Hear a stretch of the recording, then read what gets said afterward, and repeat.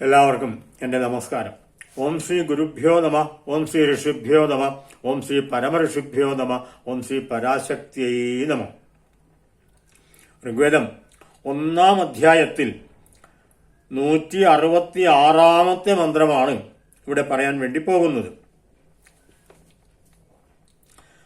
വിശ്വമിൽ സവനം സുത ഇന്ദ്രോ മദായ ഗച്ഛതി വൃത്രഃ സോമപീതയേ. ഇതാണ് മന്ത്രം.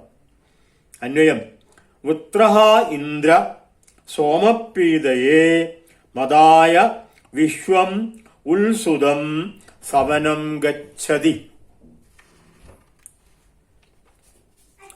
വൃത്രഃ വൃത്രഹന്താവായ, സോമപീതയേ സോമരസം പാനം ചെയ്താലും, മദായ ഹർഷത്തോടുകൂടി, വിശ്വം ഇൽ എല്ലാറ്റിലും, സുതം സവനം സംസ്കരിച്ചതായ സോമരസത്തോടുകൂടിയ പ്രാതസവനങ്ങൾ, ഗച്ഛതി പ്രാപിക്കുന്നു.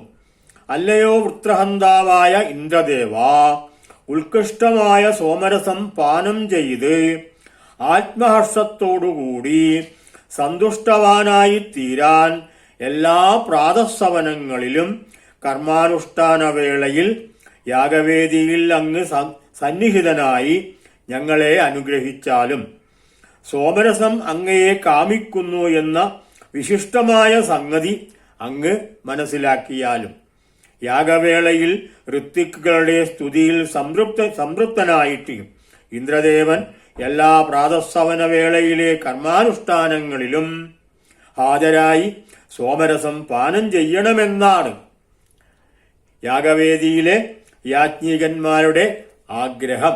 ഇതാണ് ഈ മന്ത്രത്തിന്റെ സാരം. ഈ രംഗം ഇവിടെ അവസാനിക്കുന്നു. വീണ്ടും കാണാം. നമസ്കാരം.